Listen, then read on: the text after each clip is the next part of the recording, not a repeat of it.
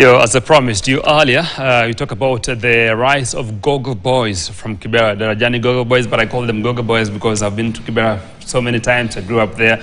So I'm part of this story, but in studio I have Abed and also Ahmed Khalebi, the CEO and the patron of the Young Gogo Boys and the captain of the Young Gogo Boys. They're here. You're at number 6 on the log with 30 points so far. Number 4, not 6 now. Things have changed. 21 games, yeah. That was very fast. And 21 games, and you have 30 points. And Khalebi, you've been part of this story for quite some time. Karibu sana. Welcome to the studio. And how does it feel being the patron, by the way, of a team which has come from down there, 2014, in 2025? It's a great feeling. It's a long journey. We're not quite there yet. We started in 2014, just playing local football in Kibera. Then 2015 we registered in sub-county. So you moved from sub-county, county, regional, national division 2, national division 1. Now we are in NSL for the 3rd season, hoping that my target is to go to KPL in 2 years' time, although the team itself wants to go to KPL this year because we've done quite well. We are currently number 4 in the standing, although yesterday we drew 1-1, dropped 2 points, but there's still a lot of games to go. I think 17 games to go. So with 17 games to go, a lot can change and we can still go for the top 2 with automatic promotion. Just before I come to Abed, just give us a brief story. Why did you decide, we need the Darajani Gogo Boys? We know Darajani on the way to Lindy. Yes. And we know the boys there. Yeah. We've seen that place for quite some time. Yes. I have seen the project that you guys are doing. Why did you decide, we need a team from here? Because Kibera has now 2 teams. There's Kibera United, there's Darajani Gogo. Actually, there's Kibera Black Stars from Ayani, who are also in NSL. They have been there for, I think, for the last 8 or 10 years. And we came in much later. And then there are many other teams. Actually, there have been about 12 teams in Kibera, but I think that the 4 top teams are Kibera Black Stars, Darajani Gogo, then we have Kibera United and Kibera Soccer, who are in National Division 1. But the story is, I didn't decide actually. It happened, what I can call serendipitously. You know, in 2014, I grew up in Kibera. My child home is just close to Darajani, as you know. That's the route to school I used to use every day. That's home for me. Most of the guys whom I grew up with, unfortunately, quite a number of them were killed from mob justice and shot by police.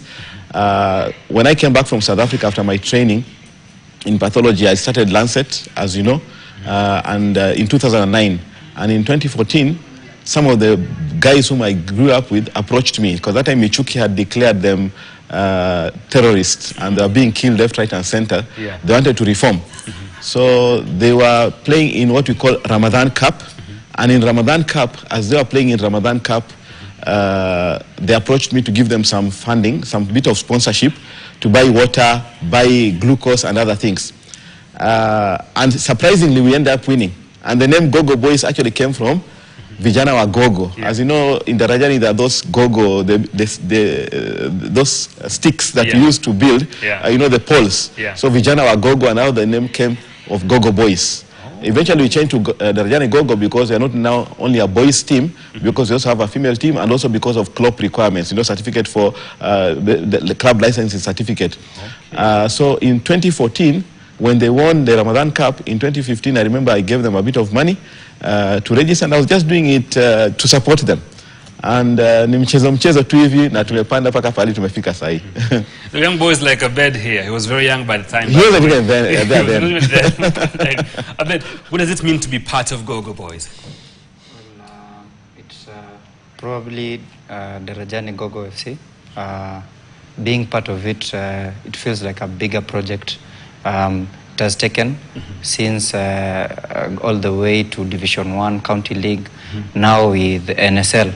So I feel it's part of a bigger project, changing lives in the slum, Kibera slum. So for me, it feels good to be part of the project. And clearly, if you look at where you guys have come from, how inspiring is this for the young boys and the young players in Kibera, young girls and young boys who love football? So it feels Probably maybe I can use an example. We used to have a ground near Toy Market. So a lot of fans, small children, small kids, boys and girls, used to come and watch us play. So we were inspired, they were inspired by us. The kind of movement we cause maybe in the neighborhood, when it comes maybe in the derby, slum derby. So for them, it means quite a lot. And for us to see the joy in them, it actually makes us feel stronger, better, and we push for more. Whenever we see them, it makes us inspired to push for more. Especially for the slum derby, brings together so many people. It's something that has a very huge following. And as a pathologist from football, and you found some hope, some life in football away from your work, do you think there's something that can be done to ensure that people who come from less privileged places like Kibera, Kibera is associated with so many things. People think, when you talk about Kibera, they think about Mandamano, they think about bad things from the slums. But there are good stories like this one's coming from the slums, Ram. Yeah, so, I mean, there are a lot of good stories. I mean, Obeba is one of our star players. He's actually the captain, one of our best MVP, as we call him, for this year. He's been playing with us for the last 4 or 5 years. We can actually see the transformation it has made. He's a graduate. He's not only a footballer, he's actually a graduate from the university, and he works with me at Dr. Kalebi Labs, my new lab since I left Lancet. And you see these many stories. We have had players who we have nurtured and have gone to bigger leagues, but us guys now are in the big league ourselves. And this has made a big difference. I'll actually just narrate one story. There was a time, I never used to take this very seriously. And that was in 2016 we were featured by DSTV, just the way you're featuring us now. In 2016 we were featured by DSTV, and then in 2017 my wife was actually driving somewhere near Valley Arcade, and she had parked her car somewhere, and this security lady comes and looks at this car. It had a sticker of Gogo, and she goes like, oh, mjuaje hii team. She said, my husband is a club patron, Dr. Kalebi. Yeah, namjua. Haki kitu imetusaidia sana. This thing has really helped. Kitambo, I'm sorry to use Kiswahili, but that's how it comes nicely. It's okay. Anasema kitambo ilikuwa ukisikia vijana ya Gogo wakikuja pande unapiga kona, because we are associated with mugging and all. Crime. Today, when you hear Gogo, you want your kids to go there, to be disciplined there, to be motivated there. And I think this is the power of sports. I mean, I've been doing this thing personally, then eventually from a corporate level. It has a big impact. Right from the fans, the players, to parents, and the whole community. Of course, there's always rivalry in football, and people will have these small fights. But overall, it brings pride to a whole community, and I think that's a very powerful thing. So for me, it's not about me as a pathologist or me as a CEO or chairman of my lab. It's basically giving back to the community. As you know, football is very expensive. People take it for granted. NSL is actually even very expensive. We spend about 1 to 1.5 million shillings a month. Because of cost of transportation, food, paying allowances, which is not even enough. We want to do more. So when there's no sponsorship from any like corporate sponsors for the whole league, we have to chip out of our pockets. But the feeling you get when you see the impact it has is all worth it. It's a corporate social investment, Abed, as a player, being part of Gogo has been a great impact into your life. And probably there are challenges as players you go through. What are the challenges that you go through as players, and how do you manage this and ensuring that you are number 4, shy of 3 people ahead of you? You will be on top, and you probably, who knows, 17 games to go, you might be the next KPL promoted team. So hopefully we will be, inshallah, with God's grace. I would share maybe something that first that cuts across all top professionals. Having to deal with mental issues. You find that most players have to manage their emotions. You have to manage your emotions in that today you have a match, maybe midweek you have another match. So you have to bear the consequences of this match, and then mentally be prepared for the next match. So that's one of the challenges as a player in all profession.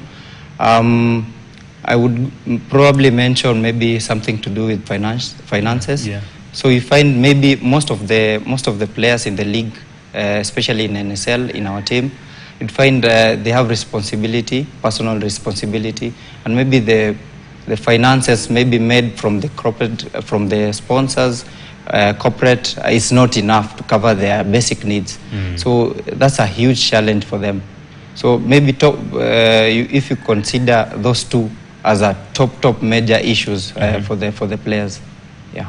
And probably the other day you had an Arambe and you raised a fund drive and you raised like 9.6 million. A small group of people who came together to support Gogo.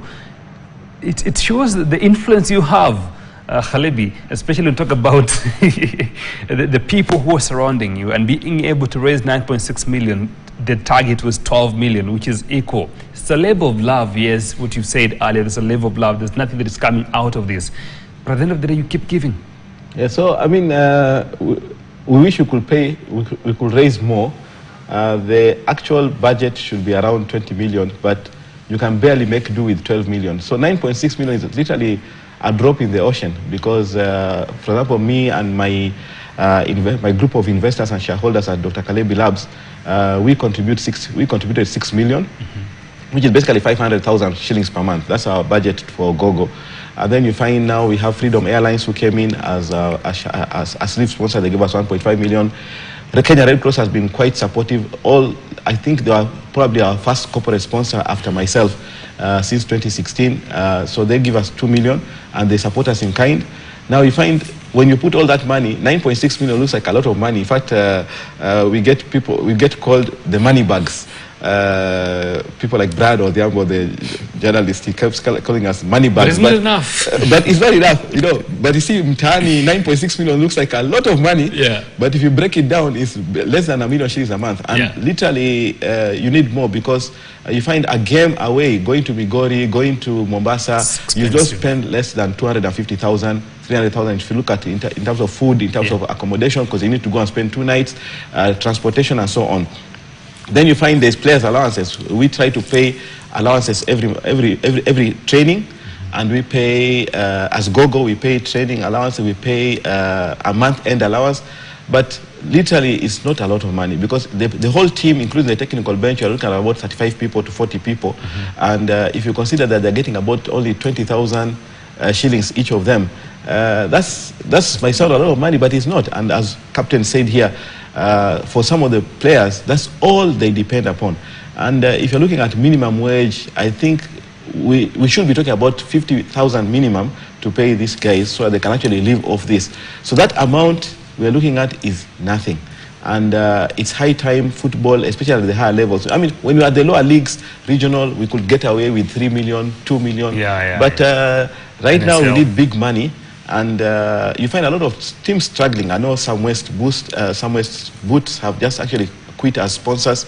Many other people have quit. So football, although it's a labor of love and it's something you love, but to make it sustainable, there has to be a proper strategy for how we can do fundraising, how we can get corporate sponsorship. And if you look at teams like Arsenal, look at teams like Manchester, Real Madrid, Barcelona, they don't, despite having so many big stadia and all that, but they don't depend on funds. They actually depend on corporate sponsorship because that's where the money is, and we hope we can make it. I hope that by coming in, using my new lab, Dr. Kalebi Labs, paying in this kind of money, seeing the benefit it accrues, we can actually take it to the next level. But it's not only for you, by the way. This goes all the way to the FKF, Football Kenya Federation. Absolutely. Look at Gor Mahia. They need to do something. Gor Mahia, the difference between Kenya and Tanzania, if you look at KPL and Kenya football, for the longest time we have been very mediocre. And I know someone like Ambrose Rachier, whom I respect very much, he's done a lot from his own pocket supporting Gor. People think it's politics, people think there's money there, but actually even a big team like Gor, the amount of money they raise from funds and from some of this small fundraising is not enough. Look at Shabana. If it was not for the governor, Arati, stepping in, they will not be where they are. So compare that with across the border in Tanzania. Tanzania have made football become very sustainable because of all these issues of corporate sustainability, corporate sponsorship, and I think that's where football needs to go, and hopefully the new FKF President Hussein Mohammed will be able to do get something that about click, it. by the way. We hope so, because we can't continue this way, a labor of love all the time. It's not sustainable. At the end of the day, before we finish up, as we wind up, where is the dream going? As a team, where is this dream going? Where are you headed to? Because you're up very fast, and here you are, number 4, 17 games to go, and much more to gain, because you never know. Shabana was the same position you are right now, at a time like now. But look at Shabana now, in the Premier League. What about you? I would say, first of all, we are very humble as a team. We know where we've come from, our journey, and we know where we want to go, which is hopefully Kenya Premier League. So we are humble, and we are approaching each game with the weight that it carries. And for us, we said one game at a time. So one game at a time, game at a time, until we reach where we want to reach. So we have targets for the whole season, but us as players, as technical, we approach each game at a time. Each game at a time. Kalebi, with 30 seconds as you wind up, because we want to show to have the graphics here of the games of today, FA Cup. As we wind up, just 30 seconds as we wind up. Your last words. I think, thanks a lot for having us on this show. I think football transcends boundaries. Football can do a lot for the communities. Football can do a lot commercially, and also for corporate sponsors like myself. And I think it's high time that we took football seriously because of the impact it can have. Hopefully we can have Woodley Stadium ready so that we can be playing our home matches at home, because that's one big gap we have been having. Thank you. All right, there are 2 games today. As we wind up, there are 2 games today. Manchester United against Fulham. Manchester United against Fulham. I have zero interest in EPL. My focus and passion is in Kenyan football, particularly NSL. So I didn't even know those matches were being played today. I just hear it from my sons. I'm sorry to say that.